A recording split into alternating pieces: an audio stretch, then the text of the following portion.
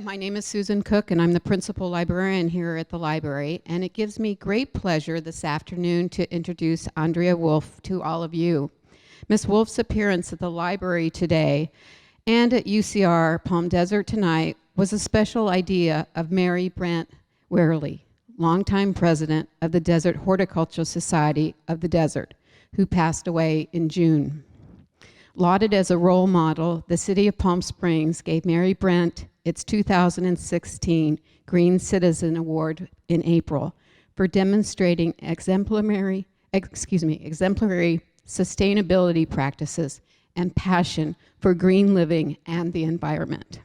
We also want to give appreciation today to UCR Palm Desert for their collaboration in making today a successful event. And I see a few people from UCR. And I see a few people from the Desert Horticulture Society. During the coming months, Andrea Wulf will be lecturing at various institutions around the United States on her two critically acclaimed books, The Invention of Nature, Alexander von Humboldt's New World, and The Founding Gardeners, The Revolutionary Generation, Nature, and the Shaping of the American Nation. Excuse me. On November 3rd, she will be in New York City to receive the inaugural James Wright Prize for Nature Writing, a new major award from the Kenyon Review in association with the Nature Conservatory. Congratulations.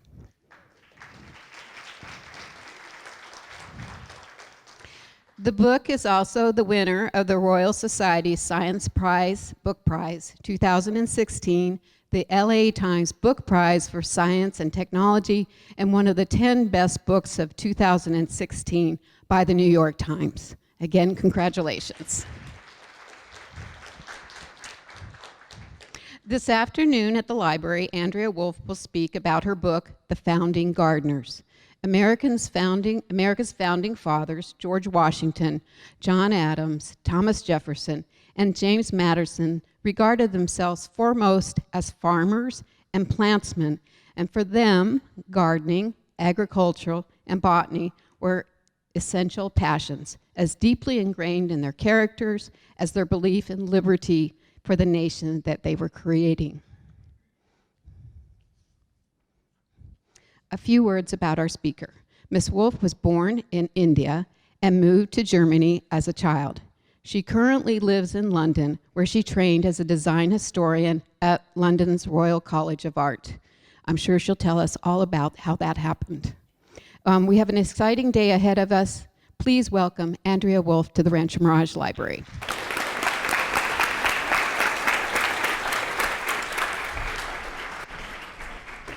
Thank you. Thank you so much. Can you all hear me like this? Yeah, great. I thought I'm going to tell you, first of all, a little bit how I came to write The Founding Gardeners. Because I was born in India, I have a German passport, I've lived in Britain for the past 20 years, so I'm not your most obvious choice to write about the American Founding Fathers. And I really came to write this book by accident when I was researching and writing my previous book, The Brother Gardeners, which is a book about the British obsession with gardens and about the empire, the British Empire. And I would have never thought that that book, that The Brother Gardeners, would lead me to write a book about the American Founding Fathers, because I had never regarded America as a gardening nation. And the reason for that is, and I know that this talk is sponsored by a horticultural society, so this is not a nice thing to say, but bear with me. So the reason for this is that my first impressions of America were shaped in 1987, when I went on a road trip from Washington, D.C. to San Francisco, a 7-week road trip. And that road trip confirmed every single cliche a German teenager had in the 1980s. So I was in awe with the drive-thrus, with the billboards, with everything was just so much bigger here than to what I was used to in Germany. But the thing that stayed with me the most was this, the roads that just never seemed to curve, and the big, huge agricultural fields. So I saw in America that looked like as if humankind had imposed a grid upon nature. Even in suburbia, everything was on a much larger scale. So there were big houses, a lot of lawn, not really much gardening around it. So I thought of America as this larger-than-life industrial country, but really not a gardening nation. And then I moved to Britain, where everybody seemed to be obsessed with gardening. And I got used to gardens like this. So this is my best English friend's garden. And when I asked her to send me a photograph of her garden, she sent me a CD with 132 of them, because she's obsessed with her garden. So this is what I was used to in Britain. And in America, I thought I was much more likely to see something like this. But how wrong I was, because I think America is as much a gardening nation as Britain. It just started slightly differently. So when I did the research for the Brother Gardeners, I not only discovered how important American trees and plants and shrubs were for the creation of the English garden, but also how important the American nature was for the American founding fathers. And one of the protagonists in the Brother Gardeners was a man called John Bartram. He was an American farmer and plant collector who lived in Philadelphia, or just outside Philadelphia. And it was through John Bartram that I discovered this remarkable connection to the founding fathers. So John Bartram was a plant collector who from the early 1730s sent hundreds and hundreds of large wooden boxes filled with American seeds from America to England, and over a period of 4 decades really completely transforming the English landscape. But he was also a very good friend of Benjamin Franklin. In fact, it was Benjamin Franklin who put John Bartram in contact with the English gardeners. And as I read through Bartram's letters, diaries, travel accounts, inventories, I came across, for example, an invoice to George Washington, who had ordered hundreds and hundreds of shrubs and trees from John Bartram's nursery for his garden at Mount Vernon in Virginia. I came across an account of a visit of the delegates of the Constitutional Convention in 1787 to Bartram's garden. I'm going to talk about this a little bit more later. John Adams visited, James Madison visited, and even Thomas Jefferson went there while he was writing the Declaration of Independence. So here is a 1920s kind of romanticized depiction of Washington visiting Bartram's garden. So I did my research about Bartram. I kind of stumbled over the founding fathers, but then it was really when I followed John Bartram's footsteps through the Appalachian Mountains in October 2006 that I realized just how important plants had been for the founding fathers. So I don't know how other authors do that, but when I write about historic figures and their journeys, I really need to see the landscapes they've seen in order to describe them properly. So John Bartram had gone plant collecting every fall, very often to Virginia and North and South Carolina, very often to the Appalachian Mountains. So I took the old maps and a modern map, and I worked out where he'd gone. So I looked at my modern map, and I realized that I'm literally passing Monticello. So I thought, like, well, might as well stop at the house of the writer of the Declaration of Independence. But when I came up to the mountaintop in Monticello, I just couldn't believe what I was seeing there, because this was really the work of a revolutionary gardener. So if you are standing and on the vegetable terrace, which you can just see here in the left-hand corner, 1,000 feet long, and you look down, and on your feet you can see the kind of straight lines of the vegetables, and then you look up and you see the rolling Virginian landscape, you realize that this is a garden that brings together the beautiful, the scenery, with the useful, the vegetables. And I think that's something very uniquely American, this combination of the productive and the beautiful. And you can read Monticello almost as clearly as you can read Jefferson's letters, because it's really a monument to his beliefs, his philosophical beliefs and his political beliefs. So that day in October 2006 really became for me the inspiration to write this book, which is something I'm always very happy to talk about, unless I give this talk in Mount Vernon, because they definitely do not like that Monticello was the inspiration to this. So I realized that America's first 4 presidents had all used nature in one way or another in their fight for America. And for me, writing this book was very much a journey of many, many surprises, because the portraits that emerged were very different to what I had learned at school, for example, or in kind of my history lessons. There was George Washington, who I had learned about as the hero of the American Revolution, America's first president, but I didn't know that Washington was more likely to talk about the beauty of trees or the advantages of certain plows than talking about politics, for example. Once I'd seen Monticello, I realized just what a remarkable and revolutionary gardener Jefferson was. James Madison, I had learned about him as the father of the Constitution, but I didn't know that he was the forgotten father of American environmentalism, for example.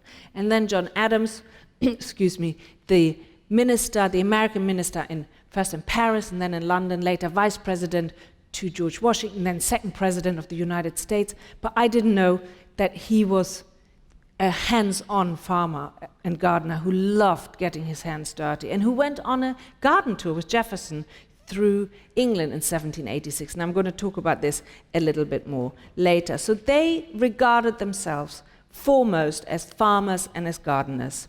And when you look at their letters, and you actually go back to their letters, you see that almost every single letter will mention seeds, trees, harvests, plows, manure, their fields. It's just there all the time, and they call it their rural amusements. And it's really peppered in is in every single letter.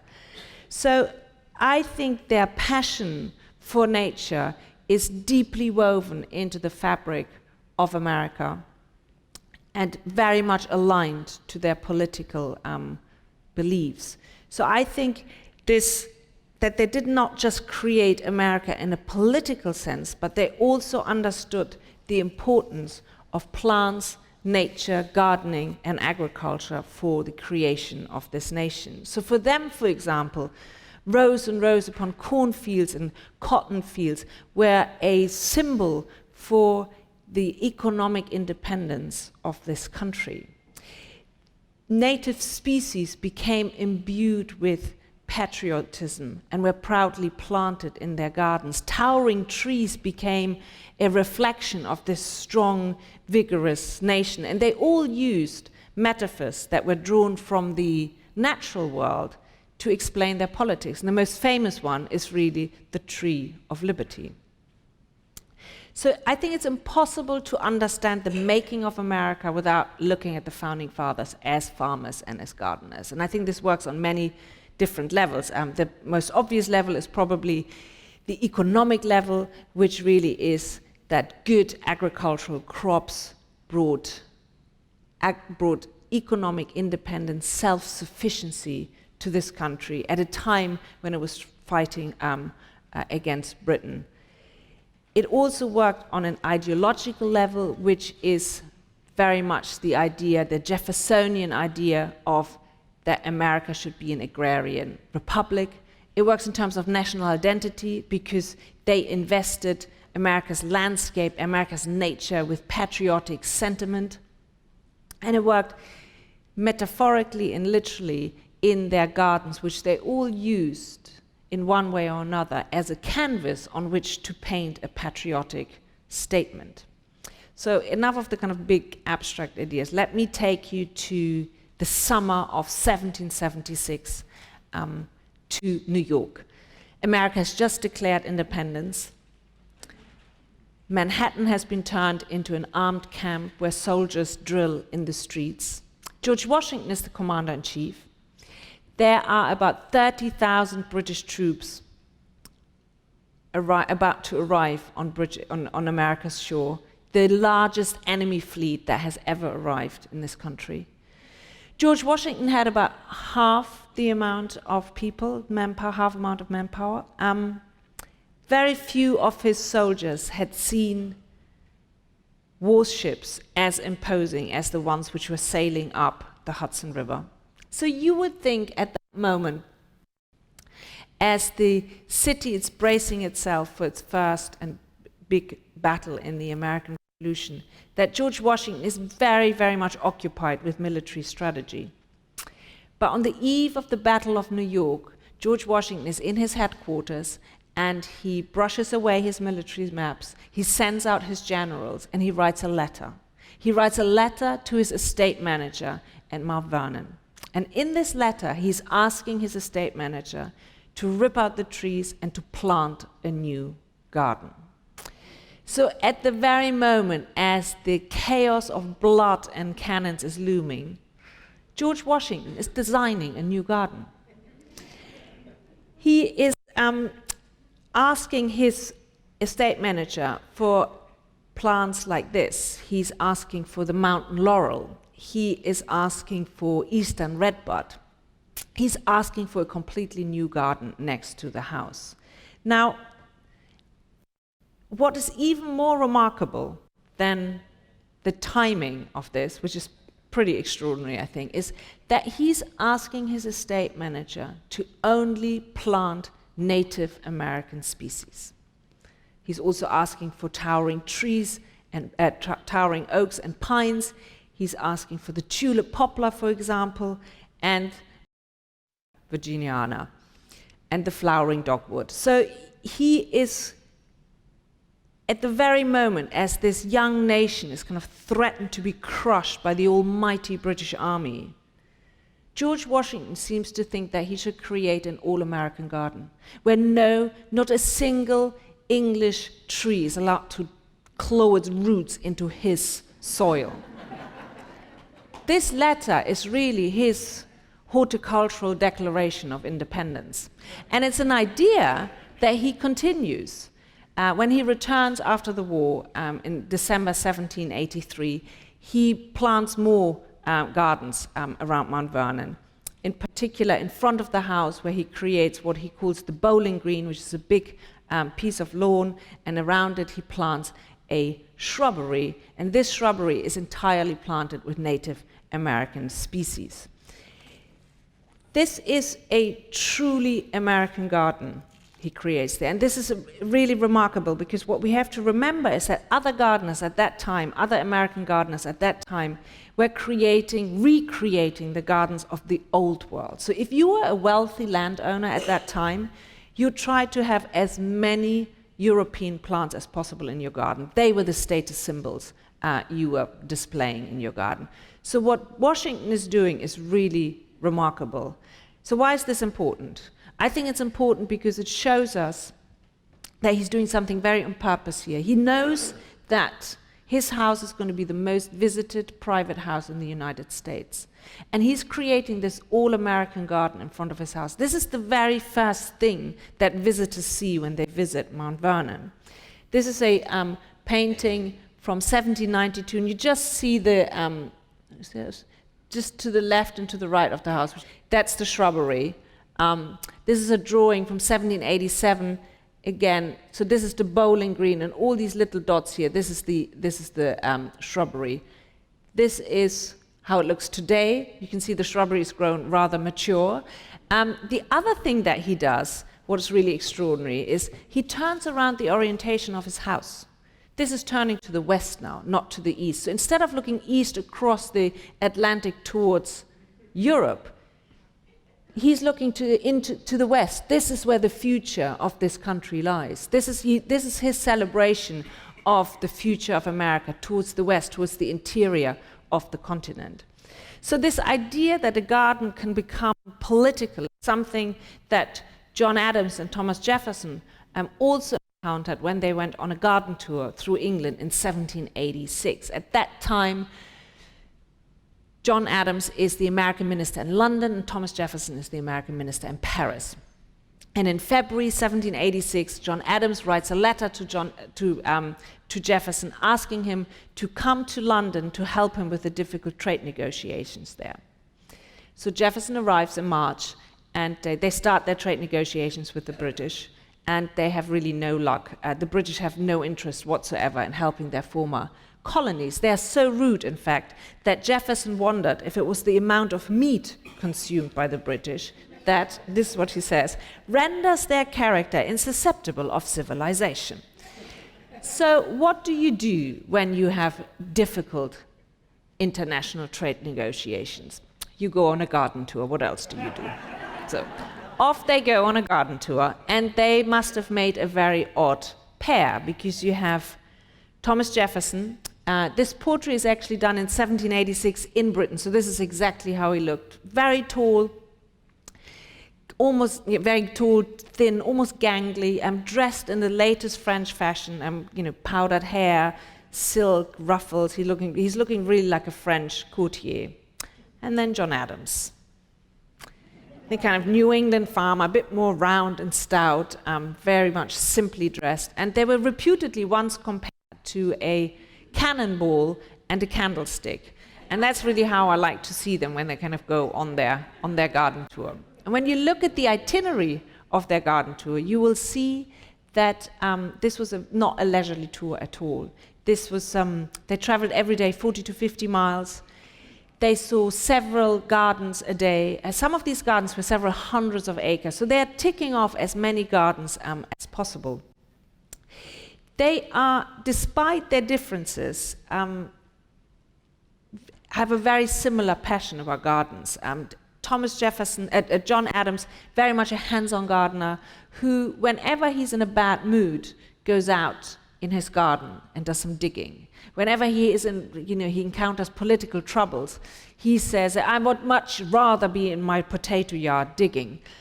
So he's really doing what we would call today therapeutic gardening. And Abigail, his wife, whenever he's in a bad temper, literally sends him out to the garden, says, like, here, take a shovel and just do some digging.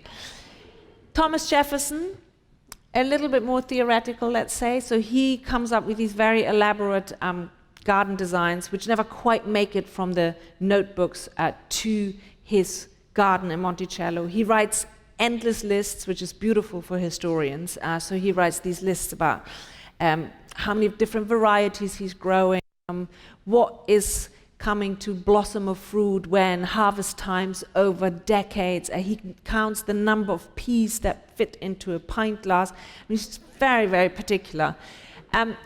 But he's also a hands-on gardener, maybe not as much back-breaking work as John Adams is doing, but he's very much in his garden, planting seeds.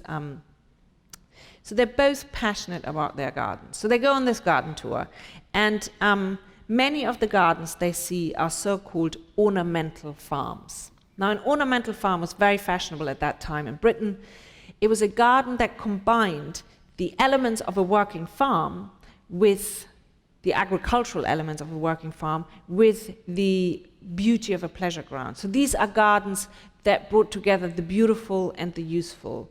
These are gardens where you would find pasture and meadows and also flower beds. And one of the gardens they went to was, for example, Stowe in Buckinghamshire, and you can see there's some sheep in the garden. So this combination of the useful and the beautiful very much chimed with their vision of the future of America, of a country of immense size that would feed the nation, but also of incredible beauty and magnificent landscapes. And both of them returned to America and would eventually create ornamental farms in their gardens. But for them, the most exciting revelation during this visit was to realize that the English garden wasn't really English at all. In fact, the English garden was filled with American trees and shrubs. And I just wanted to show you a few so you can get an idea of what the English garden is like. So they saw lots and lots of white pine. So English gardeners adored American evergreens and conifers, because in England we only have 4 native evergreens. They saw southern catalpa, for example. They saw the flowering dogwood and the fringe tree. So flowering shrubs and conifers and evergreens. Now, all of these trees and shrubs they were seeing were grown from the seeds that John Bartram had sent over 50 years earlier. So they realized that in this kind of strange twist of irony, that at the very moment as the American colonies had declared independence, the English garden was actually filled with American trees and shrubs. So both of them could create an English garden without feeling unpatriotic, because the English garden was really an American garden. And they went home with long lists of American species that grew in the English garden. But let me give you a slightly more speculative example of the importance of nature for the making of this nation, because it is speculation to argue that a visit to John Bartram's garden changed the course of American history. But I think it's a little bit more than just pure coincidence what happened there in the summer of 1787. So the delegates of the Constitutional Convention had assembled in Philadelphia in May to talk about the future of America.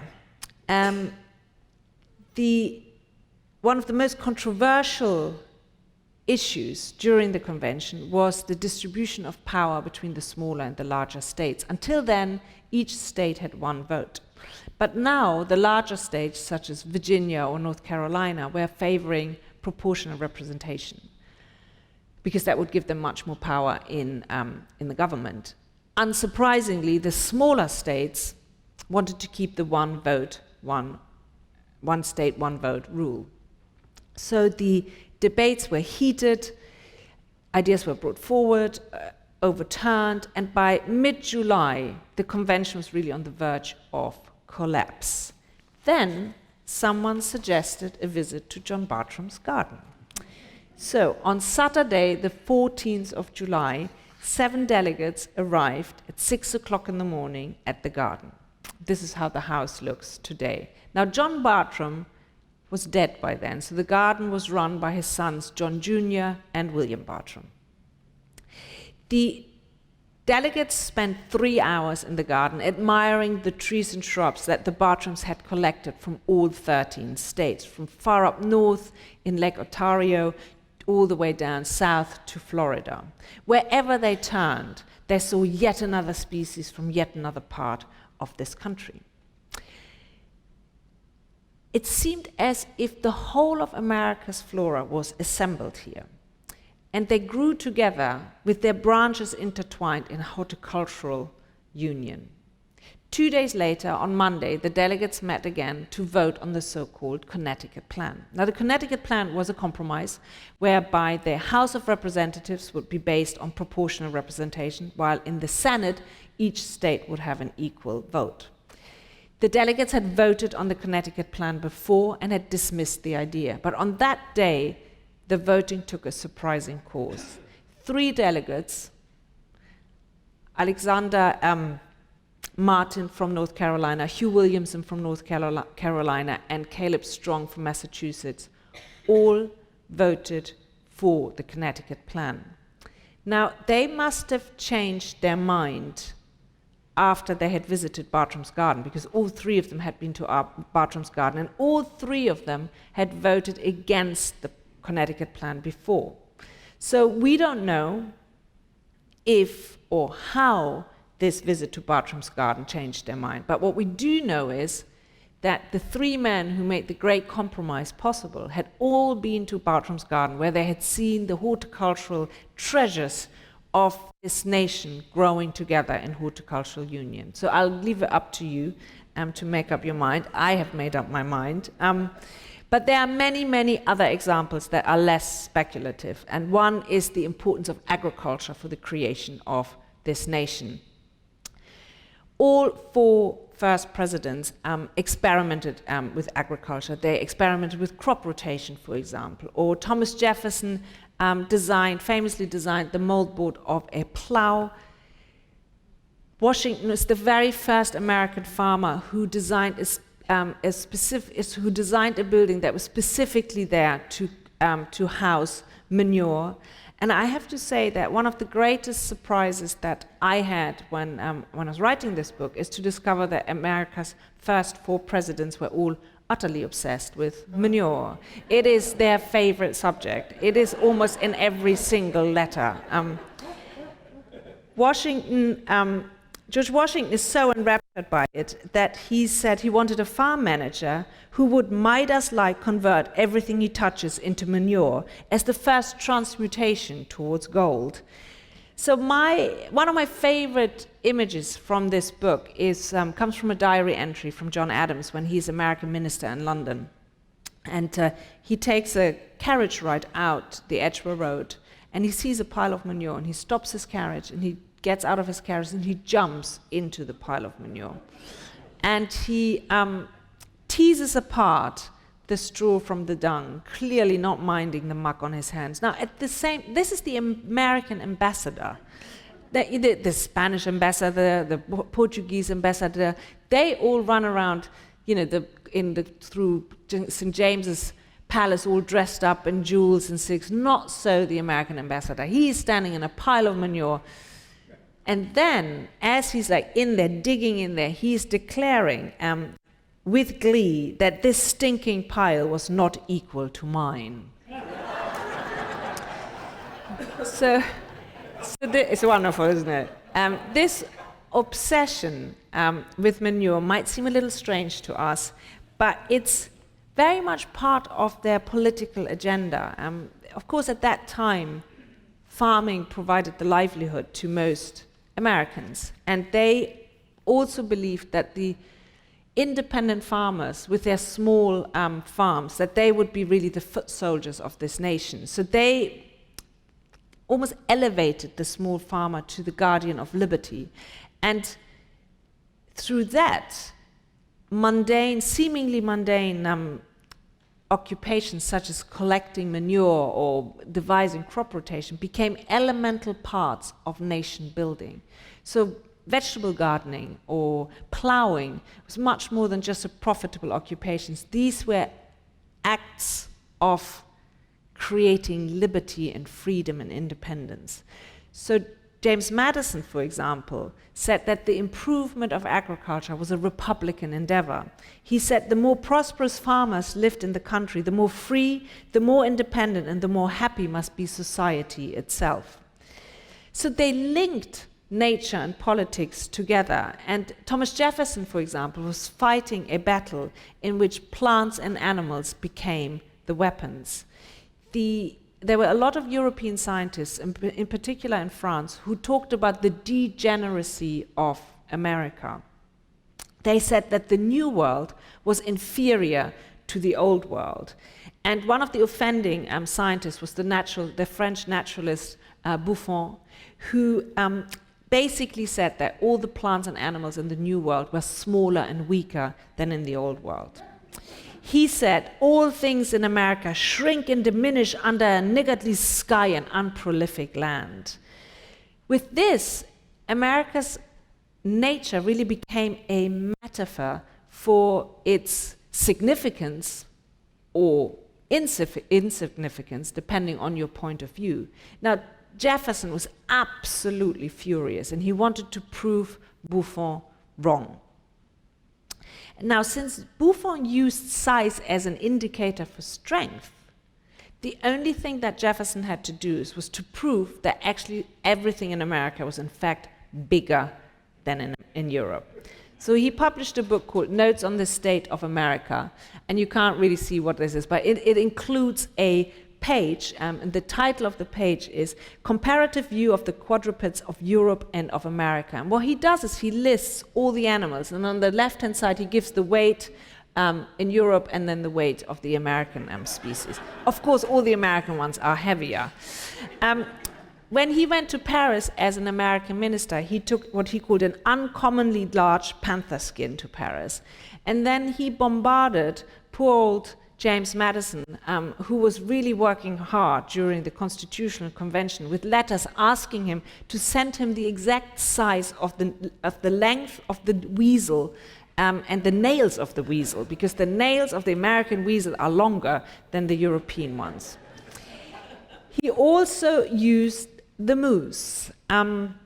He had told Buffon in Paris when he'd met him, he'd shown off and he'd boasted that the Scandinavian reindeer could walk under the belly of our moose. Now he had to prove this, so he had to get a moose to Paris. And the correspondence is absolutely hilarious. He's desperately trying to convince someone to send him one. Whenever someone offers, it's not big enough, because of course it has to be huge. So finally he convinces the governor of New Hampshire, who then sends out a troop of 20 soldiers, sends them out west. They kill a moose, they carry it back through the snow, and then they prepare it to Jefferson's, according to Jefferson's very detailed but kind of inexpert advice. So by the time it arrives in Paris, it's in a pretty sorry state. Despite the decaying bones and that there's no fur on the skin and that it's exuding pretty awful smell, Jefferson delivers it to the Natural History Museum where Buffon works to kind of show how much bigger the American moose is. He was not the only one. Franklin, for example, did exactly the same thing. He went to a dinner party in Paris where some of the offending scientists attended. One of them was called Abbé Raynal. Now, Franklin noted that all American guests were sitting on one side of the table, while all the European scientists were sitting on the other side of the table. This is what he told Jefferson. He told them, "Let both parties rise, and we will see on which side nature has degenerated." As it happens, so Franklin tells Jefferson, all the Americans were of the finest stature, while all the French were rather small. In particular, Raynal, one of the scientists, who was a mere shrimp. So nature really had become a weapon in the political arena. So what does this all mean for us today when we walk through their gardens? Is it still visible? I think it is. So if you go to Mount Vernon, for example, you will still see an all-American garden. And the same it counts for John Adams's garden in Quincy, just south of Boston. He completely changed the design of his garden in the summer of 1796. And the reason for that was that he was preparing for a new phase in his life. There were rumors that summer that George Washington might be retiring after his second term as president, and John Adams was thinking of the presidency for himself. So he prepared his garden because he wanted his garden to reflect this new status. And the very first thing he did is because his garden was very small, so he had about 500 acres compared to Washington's several thousands of acres in Virginia. So the first thing he did is he built a ha-ha. Now a ha-ha is basically a ditch around your garden, but it's also the most revolutionary gardening device in the 18th century because it provides the security of a fence or of a wall, but it allows at the same time these kind of sweeping views across the surrounding countryside. It's also a fabulous device to make your garden look much bigger than it actually is, because you can kind of incorporate your neighbors' gardens and they kind of look like if they're part of yours. So this is what he does. But it's also he incorporates the surrounding hills, so it's his celebration of the American landscape. They also had flowers in their garden. And Abigail compared these flowers to what she says, humble citizens. But there were a few plants that were banned from their garden. And one of them is this, the Crown Imperial. This is what Abigail writes. I'm not making this up. It was banned from the garden because it bears too monarchical a name. So even the name of a plant had a political meaning. But let's have a quick look at Jefferson's Monticello. So Jefferson adored gardening all his life, and when he retired, he created a garden that was very much a living tapestry of the topics that had occupied him for so many decades. There were the magnificent views over the rolling Virginian landscape, which was his celebration of the American wilderness. There were the plants that Lewis and had brought back from the West that were really from their expedition, that were really a reminder of the promises that lay in the West. There were agricultural elements within the garden, the pleasure ground. That was the manifestation of Jefferson's vision of America as an agricultural Republic, and then there was the vegetable terrace, 1,000 feet long. This was really the scientific hub, the experimental lab of Monticello. It was here that Jefferson tested new species, and he is just doggedly doing this. And I wanted to show you one page, and you won't be able to read it, but I will explain to you what this is. This is a page from Jefferson's Garden book. As I said earlier, he's obsessed with list making. This is a page from 1809, so this is the first year of his retirement. On the left-hand side, you see all the vegetables he's growing, and then he puts in when he's planted them, and then, but it's this column, which is my favorite column. He just writes there, failed, failed, failed. Killed by a bug, failed, failed. So he just doggedly records what goes wrong. But he says if 1 out of 100 plants he sows and plants is a good plant, then he is a good gardener. He says that the greatest service which can be rendered any country is to add a useful plant to its culture. At the end of his life, he judges his services to his country, and he writes a list, because he always writes a list. And on this list he writes that he wrote the Declaration of Independence. But on this list he also wrote that he introduced to the southern states upland rice. That was for him as important as it was as his political achievements. And he had smuggled out the rice out of Italy in his coat pockets under the threat of the death penalty. So he created this ornamental farm in Monticello, which combined the useful with the beautiful. And it was a very kind of orchestrated landscape. And I'm going to show you a rather boring looking slide, but bear with me. So this is Monticello. This is the house on the top of the mountain. All these black lines here are the roads that lead up the mountains. He calls them appropriately roundabouts, because that's what you do. You go round and round and round. Now imagine you've just spent 3 days riding through the untamed forest through Virginia.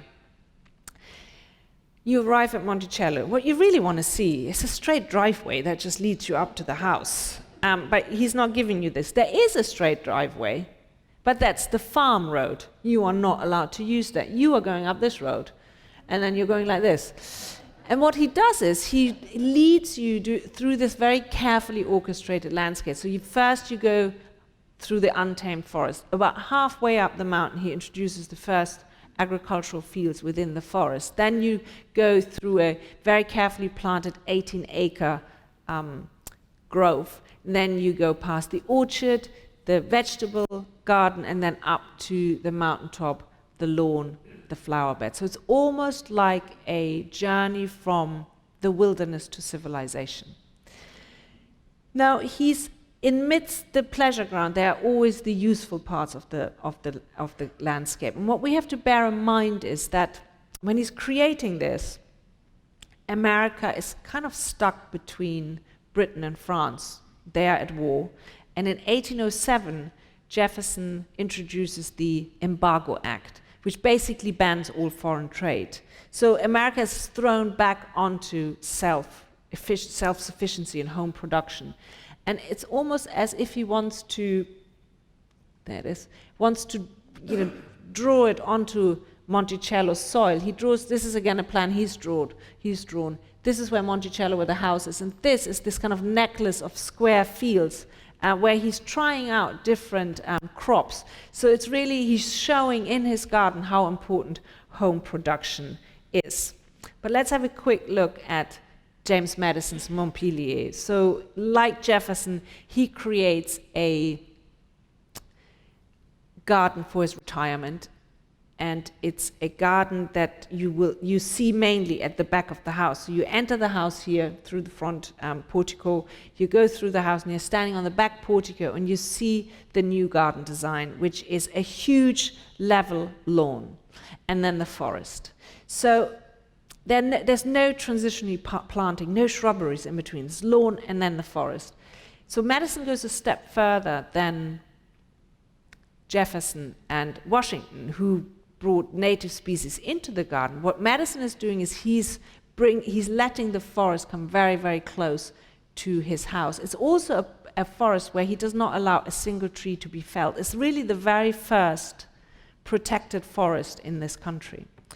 The other thing you see when you're standing on this back portico, when you look to the right, just 50 yards away from you are 6 slave cabins. This is a computer rendition. Ignore the garden, this is not how it looked at all. I want you to have a look at these 6 little buildings. Very close to the house, there's a model slave village. Now this is not your normal slave plantation kind of quarters. These are very sturdily built timber frame houses, raised wooden floors, brick chimneys, there's glass in the windows. The slaves ate here from decorated plates. We know from visitors' accounts that visitors went, kind of very much was part of the entertainment of visitors to walk through this slave village. So why is Madison placing a slave village in the middle of his garden? Is part of the landscape design in his garden. When other slave owners are very much separating them through walls, through shrubberies, or by elsewhere on the plantation, which, by the way, he had other slave quarters on the plantation, which were the usual flimsy cabins. Why is he doing this?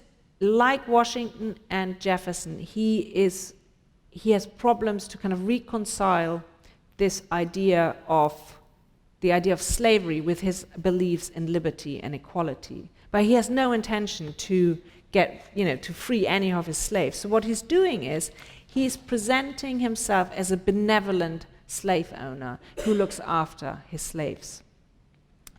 But one of the greatest surprises for me was, when I was writing this book, was to discover that even the environmental movement can be traced back to the founding fathers. In 1818, James Madison gave a speech, a very widely circulated speech, because it was published in almost every single American newspaper. And in this speech, he talked about that the protection of the environment was essential for the survival of America.